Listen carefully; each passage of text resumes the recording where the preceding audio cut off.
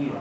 Mientras que los lisosomas tienen una alta actividad hidrolítica, las enzimas que realizan diferentes procesos degradativos en el interior de los peroxisomas tienen por finalidad oxidar y formar compuestos de peróxido, degradarlo. De ahí el nombre del organelo como tal. Lo que están viendo entonces ustedes en la diapositiva no es más que fotografías de microscopía electrónica del organelo. Noten esa sombra que existe al interior del organelo. Esa sombra al interior se corresponde con todos los compuestos degradativos que hay al interior de la estructura. Y de este lado lo que tenemos son una serie de enzimas oxidasas y la enzima catalasa.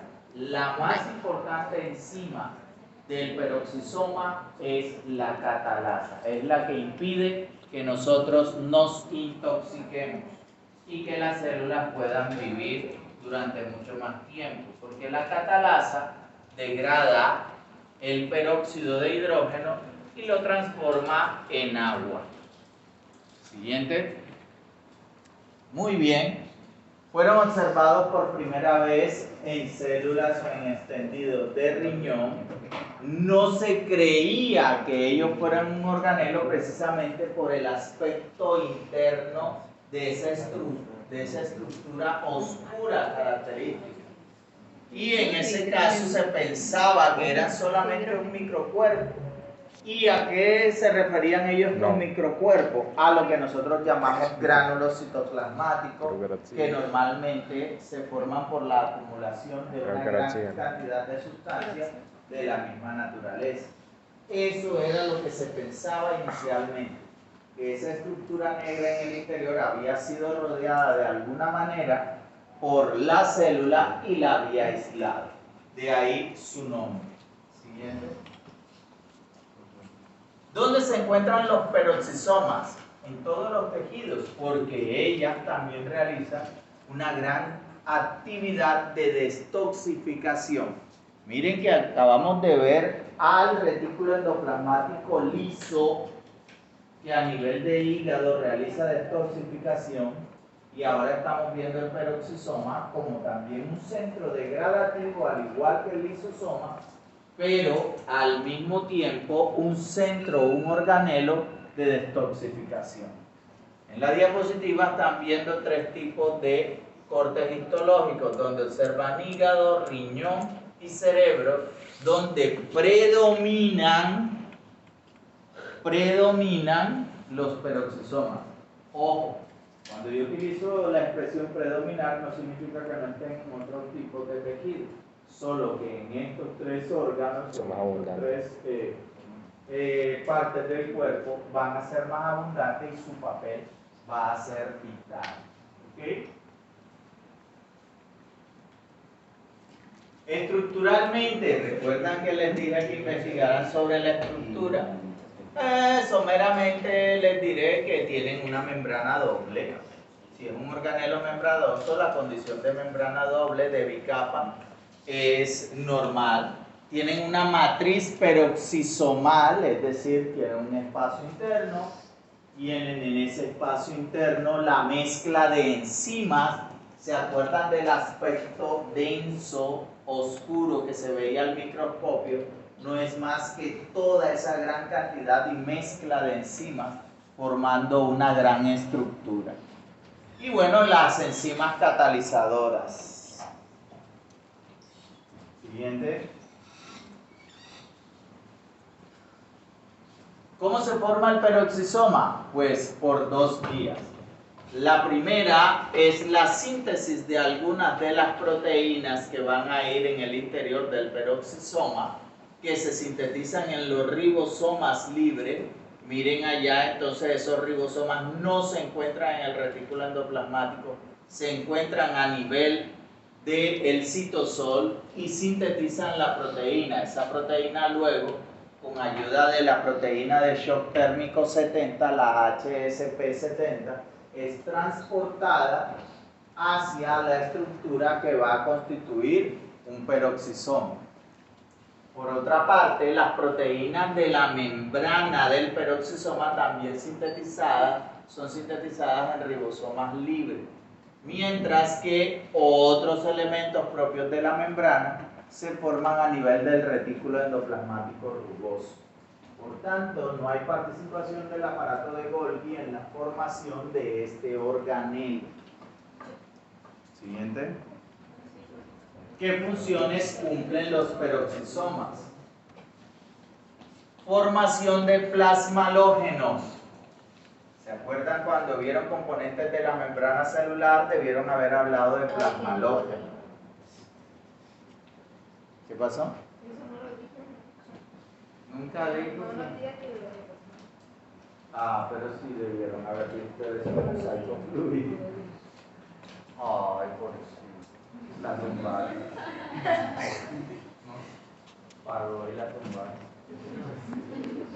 En fin, actividad enzimática propia de las oxidasas y las catalasas. Catabolismo de purinas. Algo que verán conmigo en segundo semestre cuando vean el módulo de metabolismo de purinas y pirimidina. La degradación de las purinas, es decir, de la adenina y la guanina, ocurre a nivel del peroxisoma. El metabolismo de ácido glucólico, el metabolismo lipídico, sobre todo la beta-oxidación para producir energía a partir de ácidos grasos, parte de la beta-oxidación ocurre a nivel del peroxisoma. Y la conversión de las grasas en carbohidratos. Bueno, alguna de esas cosas es si eres una planta. ¿Cuáles serán? Sí, claro. Siguiente. Entonces, formación de plasmalógenos, eso es lo que están viendo allí.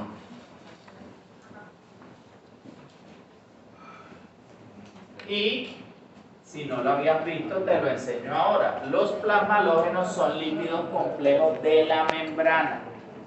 ¿Por qué son complejos? Porque su estructura es más grande, sus ácidos grasos son más grandes, ¿sí? Especialmente la fosfatidilcolina, ¿se acuerdan de ella? Fosfatidilcolina, fosfatidilserina, fosfatidiletolamina, fosfatidilinositol. ¿Se acuerdan de todos esos lípidos? Sí. Bueno. Y se llaman así por culpa de un grupo funcional alquilo que se encuentra allí en el glicerol. Siguiente. En cuanto a la actividad enzimática, y esto es lo más importante, se necesita del oxígeno molecular, se necesita del oxígeno que transporta la hemoglobina y que transfiere hasta los tejidos para que las oxidasas permitan degradar todo esto. Miren, ácido úrico, ácido CoA, ácido glicólico, aminoácidos, todos ellos, si van a ser degradados a nivel del peroxisoma, son objeto de degradación por las enzimas oxidasas, las cuales consumen oxígeno molecular para esa degradación. Pero esto representa un problema, porque el producto final de esa degradación es la formación de peróxido de hidrógeno. Y es entonces donde entran las catalasas y toman el peróxido de hidrógeno, pero para convertir ese peróxido de hidrógeno en agua, entonces aprovechan y utilizan etanol, metano, fenol, etcétera, etcétera, para lograr cumplir con esa reacción. Es decir, fisiológicamente estas enzimas tienen una tarea sencilla, pero aprovechan una serie de compuestos que potencialmente dañarían a la célula para poder llevar a cabo la reacción que está descrita allí. Todo eso lo degrada el peroxisoma. Entonces ya empiezan a ver la célula de una manera diferente. Cada proceso fisiológico, cada reacción química tiene una razón de ser. Y si falla es cuando empiezan a aparecer las enfermedades. El problema es que ustedes como médicos nunca van a mirar este nivel de detalle. problema es que todos ustedes se van a quedar simplemente en los órganos y su sintomatología y los signos y las herramientas diagnósticas y más nada.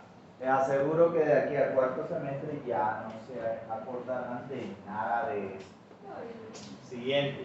Es más, la próxima semana ya ni se acordarán. Bueno, esa es la verdad. Les decía que algunos de esos procesos le iban a ocurrir a ustedes si ustedes eran una planta, pero como ninguno de ustedes tiene cara de planta, el metabolismo del ácido glicólico no es para ustedes. Siguiente. Pero lo que sí es de ustedes es el metabolismo de los lípidos. Se ve bonito, ¿verdad? Eso es lo que van a estudiar en segundo semestre. Beta-oxidación de ácido graso.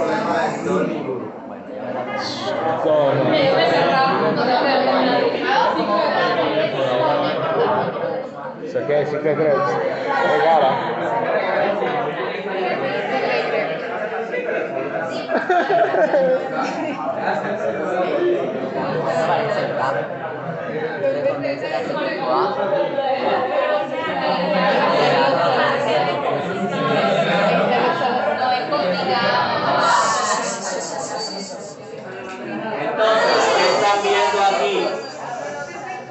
Están viendo aquí el peroxisoma y cómo ocurre todo el proceso degradativo de los ácidos grasos y que parte de esos ácidos grasos a través de la carnitina se vinculan a la producción de energía mitocondrial, donde la carnitina juega un papel importante. Eso lo van a ver allá en bioquímica cuando vean metabolismo de los ácidos grasos. Siguiente. Hablemos entonces por último de las enfermedades que ocurren en los peroxisomas. Aquí simplemente he escogido a 3, pero hay muchas otras enfermedades.